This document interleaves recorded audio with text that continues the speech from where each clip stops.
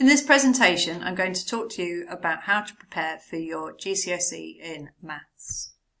So the exam board that we're going to be sitting is the Linear Maths Edexcel 1MA1, and that's an important code because it's a brand new GCSE this year, and if you're looking for any materials, you need to be looking for them with that code 1MA1.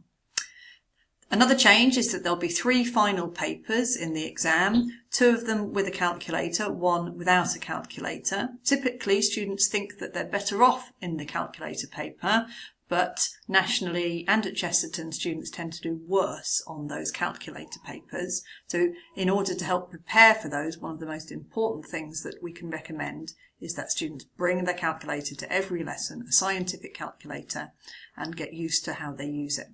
Each paper counts for an equal amount, a third of the final marks.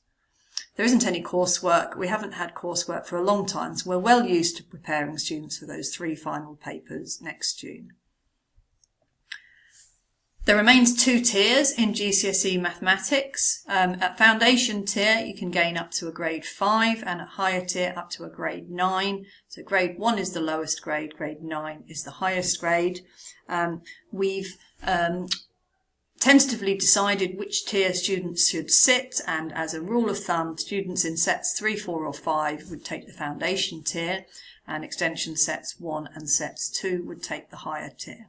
However, students who are on that kind of grade 5 overlap, it's possible that we could change that as we move closer to the actual final entry date. And if you'd like to discuss that, please do get in touch with your class teacher. The scheme of work is on the school website, and if you follow the link on the PowerPoint, you can see that will take you straight there. And it's important, if you look at that, to note that there's new content that didn't used to be in the GCSE. So, for example, in higher tier, we're now solving trigonometrical equations, and at foundation tier, we have trigonometry, which we didn't have before.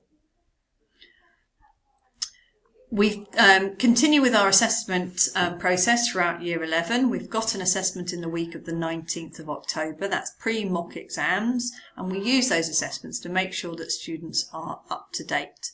We'll continue to set regular homework, and students in Year 11 now have a homework booklet to make sure that they always know exactly what it is that they need to do. There's lots of places to get help in maths. Some students have been asked to attend lesson 7 after school. There's an A-Star lunchtime club. That's now called the 8-9 lunchtime club with Mr. Kelly. We can still use My Maths and Maths Watch, and there's a link there as well straight to the Edexcel website where you can get an idea of some of the sample papers. Corbett Maths is a great site for revision. We recommend that a lot. You can do, for example, 5 questions a day to help you prepare for your GCSE. So it's really important that students are well equipped. Scientific calculators are an absolute essential. There's lots of revision guides available. You can use online sites as well. They're all doing, there's lots of very good ones, and you can just Google and choose the one that you like the best of.